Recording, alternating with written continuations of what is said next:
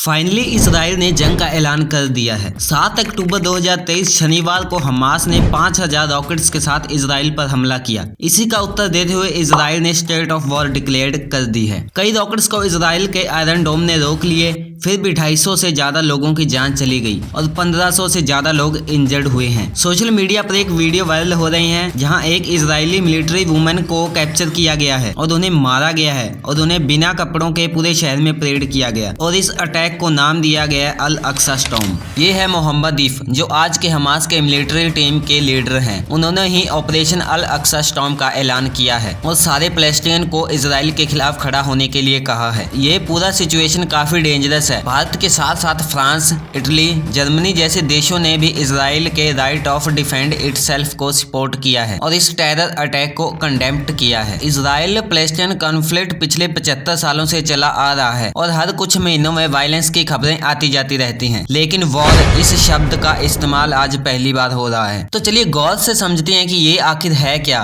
और इसका हमारे भारत पर क्या असर पड़ सकता है। सबसे पहले जानते हैं कि हमास कौन है।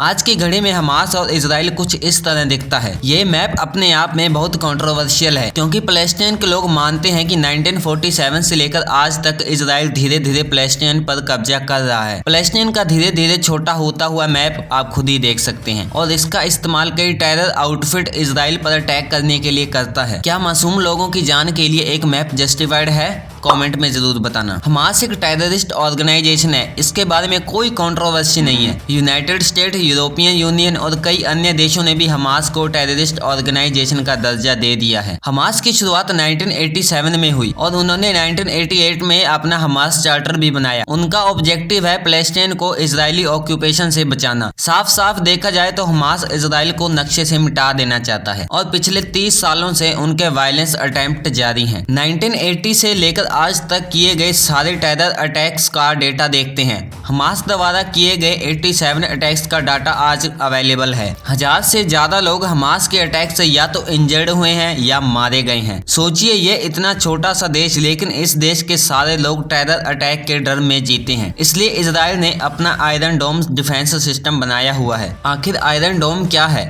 2011 में इजराइल एरोस्पेस इंडस्ट्री ने आयरन डोम नाम का मोबाइल एयर डिफेंस सिस्टम बनाया। 2012 में गाजा के अगेंस्ट इजराइल की जो वॉर हुई, इसमें इस आयरन डोम सिस्टम ने 85% रॉकेट्स को रोका और लोगों की जानें बचाई। ये सिस्टम हमास के अगेंस्ट इजराइल का सबसे बड़ा डिफेंस सिस्टम है और ये बात हमास जानता भी है। फिर भी उन्होंने 5000 रॉकेट्स फायर किए। ये कोई साधारण अटैक नहीं है बल्कि युद्ध का ऐलान है और ये दिन भी काफी स्पेशल था क्योंकि इसी दिन के अराउंड 50 साल पहले भी इजराइल पर हमला हुआ था। हमास के इस अटैकर को अल अक्सा स्टॉर्म का नाम दिया गया। तो चलिए अल अक्सा के बारे में जानते हैं। यह है जेरूसलम, दुनिया की होलीस्ट जगहों में से एक। हमास का कहना है कि इजरायली आर्म्ड फोर्स अल अक्सा मॉस्क के आसपास वायलेंस कर रही है। वेस्ट बैंक में इस साल इजराइल ने कई रेड्स मारी और इनमें 200 से ज्यादा लोगों की जान गई। अब बात यह है कि ये 200 लोग कौन थे? इजराइल मानता है कि ये 200 लोग मिलिटेंट्स या इनके साथी थे। इजराइल जब भी मिलिटेंट्स के अगेंस्ट एक्शन लेने के लिए बैंक के अंदर जाता है तो उन पर पत्थरबाजी होती है। इस साल वेस्ट बैंक में 200 से ज्यादा लोग और इजरायली की तरफ से 30 से ज्यादा लोग मारे गए। यहाँ बात इस पर अटक जाती है कि शुरुआत आखिर किसने की। इजराइल कहता है कि लोग पहले पत्थर फेंकते हैं और फिर छुपने के लिए मॉस्क के अंदर चले जाते हैं, पर पैलेस्टीन लोग कहते हैं मॉस्क में घुसकर लोगों को बाहर निकालकर उन्हें मारा जाता है। आखिर विश्वास किन पर करें, आप खुद डिसाइड कर सकते हैं। पर इनमें कुछ कॉमन क्वेश्चन जरूर बनते हैं, जैसे कि गाजा चारों तरफ से घिरा हुआ है, उन्हें इजराइल से मदद मिल नहीं सकती। तो दो ही ऑप्शन है, या तो उन्हें इजिप्ट मदद कर रहा है या कोई और। ये 5000 रॉकेट्स और इतने सारे वेपन्स इनके पास कैसे आए? सच तो यह है कि ह्यूमैनिटेरियन ग्राउंड्स पर अमेरिका उन्हें एड्स देता रहता है, लेकिन शायद ये एड्स का पैसा सही लोगों तक नहीं पहुंचता और इनसे वेपन्स खरीदे जाते हैं। अब बात यह है कि इसका इंडिया पर क्या असर पड़ सकता है। G20 का नाम तो आपने सुना ही होगा। G20 इस साल का काफी इंपॉर्टेंट इवेंट था जिसमें Indian middle east Europe corridor की बात की गई है। इजराइल की लीडरशिप यह मानती है कि ये हमारे इतिहास का लार्जेस्ट कोऑपरेशन प्रोजेक्ट है। सिर्फ इंडिया के लेवल पर ही नहीं बल्कि पूरे ग्लोबल लेवल पर। हो सकता है कि हमास के इस अटैक के बाद यह प्रोजेक्ट रद्द हो जाए क्योंकि ये रूट कुछ इस तरह का दिखता है। ये मेडिटेरियन सी से होकर जाता है। अगले कुछ सालों तक ये पूरा एरिया कॉन्फ्लिक्ट में रहा तो यहाँ कोई भी मेजर प्रोजेक्ट शुरू नहीं होगा। कोई भी बड़ा देश इन्वेस्टमेंट नहीं करेगा। अगर रूट बन भी गया तो यह ट्रेड करने के लिए सेफ नहीं होगा। प्लस सऊदी अरेबिया अब ट्रिकी सिचुएशन में आ जाता है, क्योंकि हिस्टोरिकली उन्होंने पैलेस्टाइन को सपोर्ट किया था और अब उनके धीरे धीरे इजराइल से भी कनेक्शन जुड़ रहे थे। अब वो किन्हें सपोर्ट करेंगे? उनका एक्शन एक तरफ से रिलेशनशिप जरूर खराब करेगा। इतना बड़ा अटैक वर्ल्ड लीडर को कुछ ना कुछ कमेंट करने के लिए फोर्स जरूर करेगा।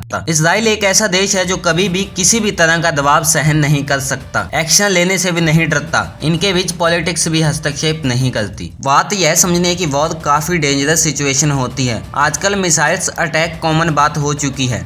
जब भी मिसाइल्स अटैक होते हैं सायरन बजते हैं और सभी को बंकर्स के अंदर जाना पड़ता है। इजराइल के लोगों के लिए अटैक्स आम सी बात हो गई है। इसमें समझने वाली बात यह है कि हम कितने लकी हैं कि हम दूर हैं और बचाव में हैं। वॉर कहने को एक आसान शब्द है, मगर इसमें कितना नुकसान होता है ये तो आपको पता ही है। लाखों लोगों की जान चली जाती है, सप्लाई चेन्स टूट जाती है, शॉर्टेज आ जाती है, सबसे बड़ी बात हंसता खेलता परिवार तबाह हो जाता है। वॉर के बारे में आपकी क्या राय है कमेंट में जरूर बताना। आशा करता हूं कि इस वीडियो से आपको कुछ सीखने को मिला होगा। अगर वीडियो पसंद आई हो तो वीडियो को लाइक करके चैनल को सब्सक्राइब जरूर कर दें। धन्यवाद।